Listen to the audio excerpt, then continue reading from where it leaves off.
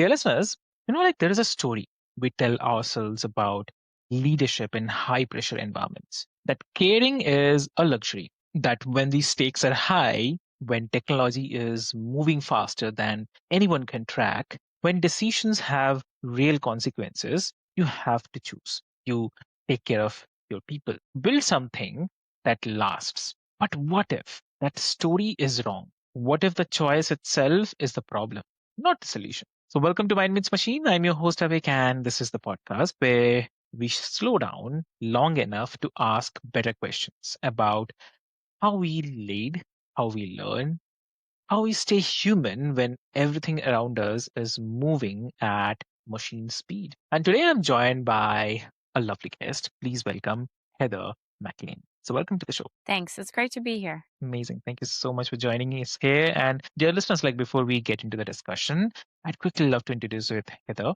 So Heather is an Air Force veteran who spent 25 years leading people and technology to the kind of environments where hesitation costs and clarity saves. So she is the CEO of McLean Forrester, and she's built her work on a simple, stubborn belief: you don't have to choose between taking care of your people and building a successful business. So I do not want to take much of your time. Let's get started. It's just today's conversation is very great because today we'll be talking about leading with care in high stakes environments. And who knows better than Heather? So stay with us because this will be a very, very great conversation. Heather, there's this assumption which is floating around, especially in the high stakes fields, that care and performance are somehow opposing forces. That if you are too focused on people, the mission suffers. You have led in environments where both mattered deeply. Where do you think that false trade-off comes from? So what do you have to say? Where does what come from? This false trade-off. The philosophy is, for me, it just comes from experience, from Okay. seeing what happens when people are not put first in an organization or people are not thought of when you're making decisions. Yeah. So and when you have that seen that leaders try to hold both, then what tends to break first, like the structure or the belief that it's even possible? I think the people break first, right? Because we're human and there's only so Okay. much you can perform. But what I have learned and researched is that when you invest in your people, they perform better. And there's been lots of research around this. Companies who are great companies to work for and take care of their people well, they actually make more money. That's been shown in Mm. in research. So for me, investing in your people is an investment in your business, is an investment in that performance and outcome that you're going to get later. Got it. Got it. It's really interesting, how often we mistake speed for the strength. Like the faster we move, the less we can afford to care. But maybe what you are pointing to is that care is not the thing that slows us down. It's what keeps us from burning out the engine entirely. So yeah, yeah. So and you have also worked in the military environments, in tech, in leadership across the decades. So when you look beneath the surface of teams that struggle, not with the skills, but with trust, or I'd say cohesion, what patterns do you see? What's usually going on underneath? Yeah, I think you're hitting a good point because a lot of the problems that I see on teams are not technology problems. They're people problems, right? So if it's a trust problem, you need to figure out, is it a trust in the leader problem? Is it a trust within the team problem? And there are exercises you can go through to figure out what is hurting your team, what is getting in the way of being a high performing team. And so a lot of times it comes down to trust and communication. And those are things that you can, at least the communication piece, you can fix. And then you can start addressing the trust piece as well. Exactly. So, is that something leaders can sense early, or does it only become visible once the damage is already done? I mean, I think if you're integrated with a team and you know your team, you can see the signs. I think if you're distracted from your team and you're not really working with them close enough, you're not going to see the signs. And if you can't work that closely with your team, then you need to have a trusted person who is.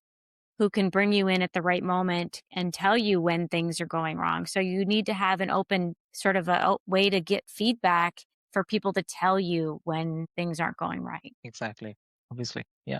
So if you talk about our daily life, right? I mean, for someone who's listening, who's in the middle of it right now, leading a team through something hard, maybe a transition or a technology shift they don't fully understand, how does this show up day to day? Like, what are the small signals that they are losing people, even if no one's leaving at? You can see it, I think, in like communications. You can see it in how what people are getting frustrated about. I mean, and I think this just comes down to listening and having conversations. You should be having one-on-one meetings with your team members, listening to them and really taking that to heart and not really try not to get defensive when they bring up things. You really just want to listen, and I think if you hear it, you'll hear the same thing from multiple people if there really is a problem. And so, I think it again just comes back to listening and communication with those team members. And I mean, so what is the one thing they could do tomorrow, not as a kind of big initiative, but as a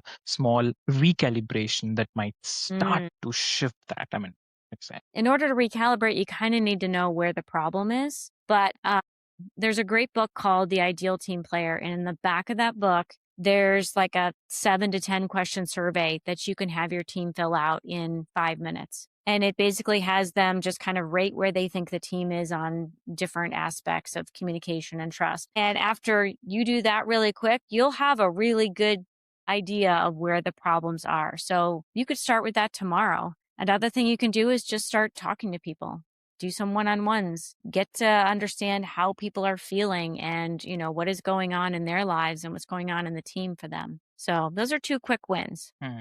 Got it. Got it. So, and also, like you talk about helping leaders cut through the noise, especially around AI and emerging tech. So, there's so much hype, like so much pressure to have an answer. So, Right. what's a practical or reflective approach you'd recommend for the leaders who feel like they are supposed to know more than they do? What to say? Right. There is a lot of pressure, go get some Right. AI, go do AI. Well, what does that even mean? Right. So I think I ask 3 questions when I start to talk to a new client. I say, where are you at now? So are you 0 or are you maybe using some AI or you're building software with it perhaps? Number 2, where do you want to go? So what do you hope this technology will do for you? So when you know where you are, where you want to go, right? That helps you put together a strategy, a way to get there.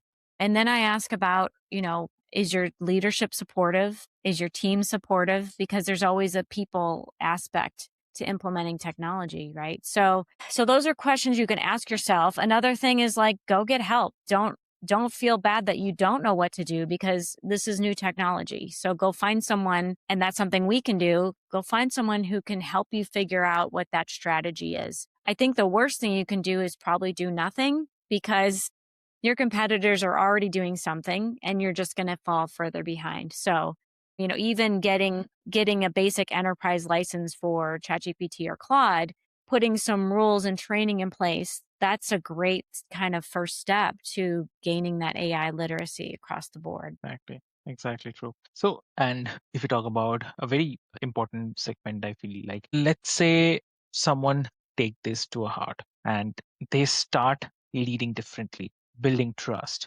making a space for care alongside performance, and something goes wrong. A project fails, a person leaves anyway. So, how do you sustain this approach when the outcome does not match the effort? What do you say? Well, I think you have to realize that there's always going to be some failure, right? You're never going to do everything perfect. So, one, these things are going to happen. I think it's about what happens. What do you do when these things happen that really matters, right? So, if there's a project that's in trouble, how are you going to jump in and help that team recover? How are you going to help them put a plan together to get that project back on track? So recognize that these things are going to happen. And then continue to build trust with the team by helping them recover and get on the right path. That's what I would do. Yeah. So if you have to give one advice to the listeners today, what that will be? Gosh, about anything or anything in specific? I mean, in general, yeah. Yeah. Well, I guess when it comes to leadership and trust, I think those are trust is probably the most important quality you can build in your team. So, investing in building trust with your team is never going to be a bad idea. It's only going to improve, how your team works together and how you perform. But if it comes to AI, my advice is do something, get started, go find someone who can help if you don't know what to do, because just it's the longer you wait, the worse off things are going to be. Got it. Got it. So, and if listeners wants to connect, how they can connect? You can visit my website, mcleanforster.com, or LinkedIn. I'm pretty active there. You can look me up there, Heather McLean, or you can send an email to info@mcleanforster.com, and we'll be happy to chat. We always say chats are free, and I love to network and meet new people. So go ahead and reach out. Amazing, amazing. So, dear listeners, like what I'll do is I'll put up the links, details, everything into the show notes for you, easy to find, so that you can easily reach out to Heather. And I'd say like you don't have to choose between taking care of your people and building something that lasts. So that's not the idealism, that's the structure, I'd say. So thank you so much, Heather, for being here, sharing your perspective. It's really important. And thank you everyone for being here with us. And I'd say, like, I hope you carry this with you that the choices we think are the binaries, here or result, speed or depth, or are often just the stories that we have inherited. So get to write a different one. So with this is your host Avik, and this is Mind Meets Machine. I'll see you in the next one. Thank you so much. Thanks.